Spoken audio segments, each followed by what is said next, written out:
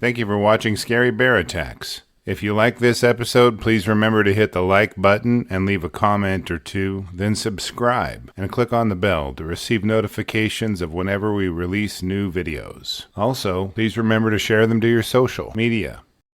The recent rain had settled a quiet over the southern Ontario forest. Droplets of water gathered, then fell from branches of fir trees, sprinkling the ground with soft patters.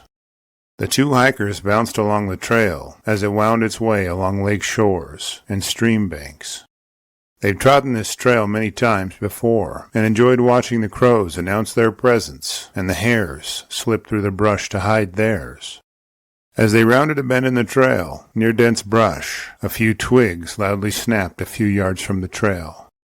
Oh, if it were only a hare or a crow, but it wasn't. An enormous black shape blurred toward them through the brush. Welcome back to Scary Bear Attacks. The area of Sault Ste. Marie in southern Ontario, Canada is just a stone's throw from the border with the U.S. state of Michigan. Dense expanses of boreal forests are largely uninterrupted and feature lakes and ponds teeming with life. The mild summers bring enough warmth and rainfall to the forests of white spruce, balsam fir, and quaking aspen.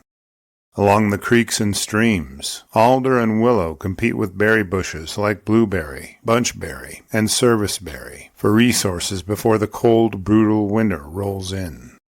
The wildlife that relish this bounty include moose, white-tailed deer, and wild turkeys hiding in the woods.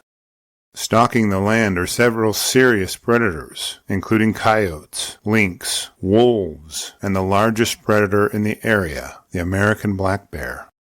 Around 5 p.m. on August 26, 2025, middle-aged friends MacDonald and Aja Wilson were enjoying some therapeutic walking time near the intersection of Peoples Road and 5th Line East on the northern edge of town. The women lived in the area, and outside fun time was one of their favorites. There was an old gravel pit there, and the forest that lined it got little human traffic, but that doesn't mean it didn't get bear traffic. The longtime friends brought their canine companions for some fun too. Crystal's 4-year-old shepherd husky mix named Mia, and Aja's 1-year-old pitbull lab mix named Rosebud.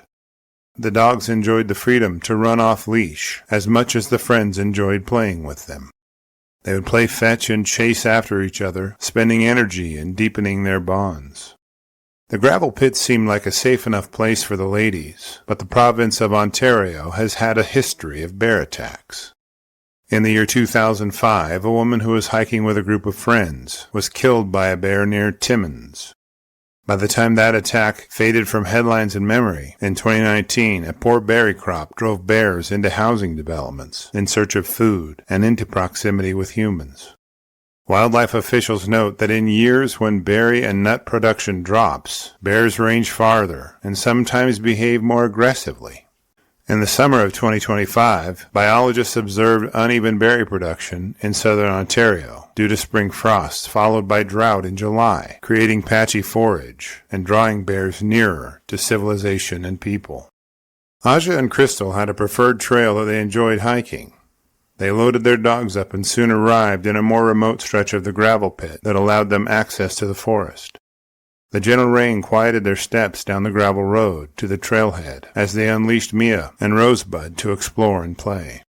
As the women chatted and took in the relaxing scene, Mia and Rosebud dashed into the brush and investigated various scents and sights they found.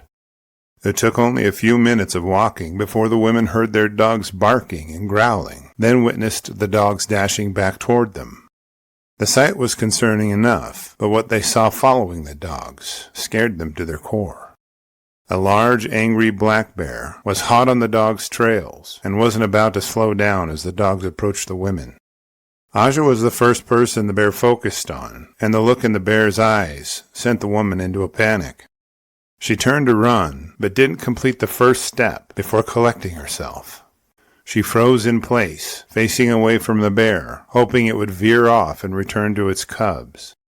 But the bear sank its teeth into Aja's backside, sending a flash of pain through her body. She instinctively dropped to the ground, in the fetal position, in surrender. The bear wasn't planning on taking any prisoners, as it used its paws and body weight to hold the woman to the ground as it clawed and bit her furiously. That is when Crystal began yelling and waving her arms to distract the bear. She was terrified at the thought of losing her friend and knew that distracting it was her only chance. Neither woman was packing bear spray nor a firearm on their hike, so their options were limited.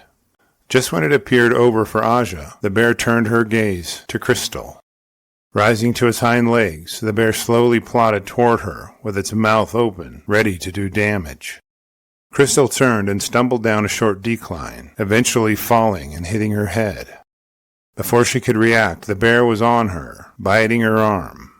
Crystal stared directly into the bear's eyes from only inches away as it heaved deep breaths. Then she saw Mia and Rosebud join the fray. The dogs nipped and barked at the bear, drawing its attention away from Crystal. Mia knew just what to do with this bear, as she danced just out of range of the bear's claws and jaws. She gave ground while staying enticingly close and lured the bear away into the forest. Crystal and Aja rallied and made their way home to call an ambulance. First responders arrived and the women were loaded aboard and transported to the local hospital. Upon arrival, Crystal was found to have 2 broken bones in her arm and suffered deep bruising over much of her body. Aja had deep gashes cleaned and closed with sutures, and the multiple puncture wounds from the bear's teeth were treated. Rosebud was uninjured during the attack, and Mia, though missing for a few hours, eventually turned up at the house with a few nasty injuries, but none the worse for wear. Pictures of the woman's wounds and the injuries to Mia would not pass YouTube guidelines, so I have posted them on Patreon for your review. As for the bear's motives behind the attack, she was acting in defense of herself and her cubs. Her reactions align with the expected behavior of a protective sow bear confronting a potential threat in a close encounter. Speaking of cubs, our Cub Tier membership on Patreon linked below will give you ad-free early access to episodes, photos, and notes. And the $3 per month goes a long way in helping me continue to produce educational and entertaining content like this. Aja credits Crystal's brave reaction for her survival. The bear had her pinned to the ground until Crystal distracted it, likely saving her life. Though neither woman blames the bear, they will be taking a hiatus from hiking in the woods. They were also comforted when the Ministry of Natural Resources declined to use lethal force against the sow and her cubs. Mike McIntosh, the bear expert who runs Bear With Us Center for Bears, noted that the combination of dogs off-leash and the presence of cubs are 2 factors that are present in 50% of bear attacks. With a dog on a leash, the bear has a better chance of catching wind of it and people before a close-range confrontation happens. In an interesting twist to the story, 2 days after the attack, Crystal was surprised to see a visitor in her yard. A large black bear had been eating from trash cans and stopped by her home for a visit. Ontario is home to one of the largest black bear populations in North America, with estimates ranging from 85,000 to 105,000 animals. The province covers about 415,000 square miles, meaning the average density is about 1 bear for every 4 to 5 square miles, though concentrations vary dramatically, with higher densities in boreal forest zones near lakes and rivers. From 1991 to 2021, Ontario recorded a handful of fatal black bear attacks and dozens of serious maulings. While most encounters end without injury, the province averages several hundred nuisance bear reports each summer, particularly in years of food shortage. After reviewing the facts surrounding this episode, I'm left with a few questions for you. Do you think the sow would have killed Aja if Crystal and the dogs were not there? Should the government track berry and nut yields to advise the public of food stress on bears? Did the dogs cause this attack, or could it have happened without them? I will gladly read and reply to your thoughts, so post them in the comments section below, and let's talk about it. Thank you for watching Scary Bear Attacks. If you've enjoyed this episode, please consider clicking on the like button and clicking on the bell icon. We'll help you know when we post our new episodes. Posting our video links to your social media profiles furthers awareness, and it's fun. We slashed our prices in our merch store, linked below, so check out the bargains there while you shop. As a member of our human community, remember to adventure bravely and be careful out there, especially in bear country.